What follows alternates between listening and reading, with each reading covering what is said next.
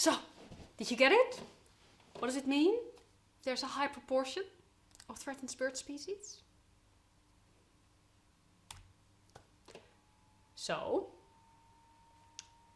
proportion is the number of threatened species divided by the number of total species. So if the proportion is high, like in Madagascar and New Zealand, this could be because either the total number of species is, does that have to be large or small? Small. It could either be because the total number of species is low, or because the number of threatened species is very high. Proportion depends on those two things. So let me give you a case study of bird diversity in Australia. We have 740 living native bird species in Australia, which gives us a rank of 47 out of all countries in the world. A very high proportion of those birds are endemic. We are the country that's second in the world with endemic bird species. And a lot of bird species are threatened, nearly 100.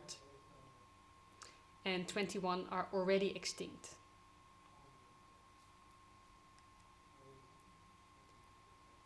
So what I want to show you is a case study in Victoria, here in the north central catchment in Victoria, where there are 24 landscapes that were sampled to collect data on bird diversity. We looked at bird diversity in this catchment because there is a high agricultural land use in the area, and we wanted to know how agricultural land use affects bird diversity. We sampled across several landscapes, and there you go, Victoria, the north central. And we sampled across 24 different landscapes, which included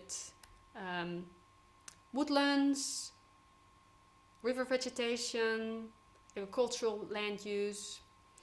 And let me look up the information that we sampled 10 2-hectare plots in each of the 24 locations to collect data that we can present in this pie chart form. What this pie chart shows is the proportion of native vegetation that is left in each landscape. So the larger the dark part, the more native vegetation. Overall, there's not that much native vegetation left, about 25% in this northern central catchment, which imposes a threat on native birds in this area because they rely on native habitat. So what the researchers did is they went into these 24 areas and counted the number of bird species over time. The first sample was taken in 2002 and then again in 2006. And they presented this information in different ways. And this is an example of how you could present those data. This is a box plot of species richness. So, what was richness again? The number of species in each plot. So you can see the years of analysis on the horizontal axis, the x-axis, and the index species richness on the vertical axis. The dark black line is the average, which is about 21 in 2002 and about 16 or 17 in 2006. Then we have the upper and lower quartiles shown by the boxes, and the extreme values shown by the tails. So what you can see directly from this graph is that the diversity, the richness, went down between 2002 and 2006. You can also see that the quartiles don't move that much. And you can see that the quartiles overlap between 2002 and 2006. So this area here and the area here overlaps, which means that those differences may not be statistically significant. The number of species. We also have this index of species diversity, which I explained before. The Shannon-Wiener index was calculated, and you can present that as well. It shows a similar picture with 1.1 and a bit and 1 and a bit in 2006 for the averages, and still overlapping quartiles.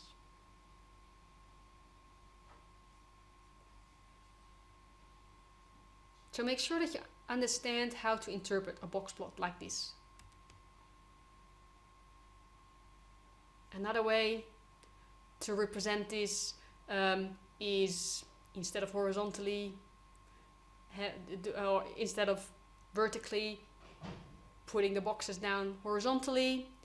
2002 is on the bottom box plot, 2006 is on the top box plot, and I've just mapped the woodland bird species.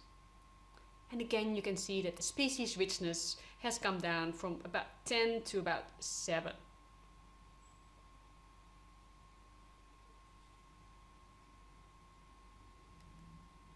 Another way to present this, in this case looking at open land, is with a box plot that has this little cutout, which sometimes makes it easier to see where the mean is.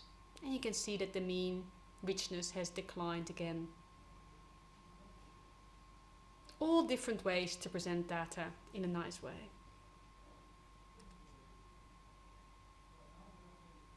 So what are the threats to birds? Just to finish this lecture with, they're natural threats like predation, but climate change is an important threat as well. The change in temperatures can affect the distribution of diseases or the way in which they nest. Rising sea levels can reduce their habitats. Extreme weather events can impact populations. And with those natural threats and climate variation, there's more and more competition within a species and between species for the remaining food and habitats. Disease and fire are other threats to birds. A lot of these are human-induced, hunting, human-induced climate change, introduced species, removing vegetation for other land uses, which removes habitat, prescribed burning removes habitat, urban development removes habitat. Unfortunately, humans are the greatest threats to biodiversity on Earth. And I just want to finish with noting some of the policies that we have in place to protect these beautiful species of birds.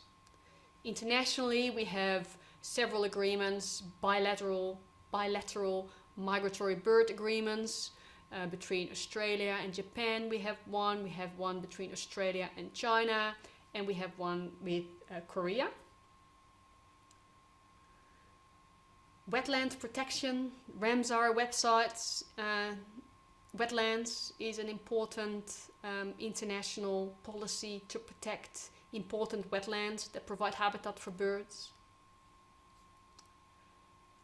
On a national level, the EPBC Act provides the legislative framework to protect and manage nationally and internationally important flora and fauna, including birds. It also lists the threatened species that are protected and provides the basis for our Commonwealth reserve system. Then we also have policies at the state level, which are covered by the Wildlife Conservation Act, and also state level national parks.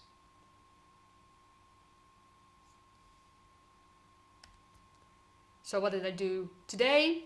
The things you need to remember from today's lecture are these different indices of species diversity, namely species richness and the Shannon-Wiener index, and what the difference between those two is. And then I talked about bird diversity. I showed you total number of species, total number of threatened species, and the proportion of threatened species, and how those are related.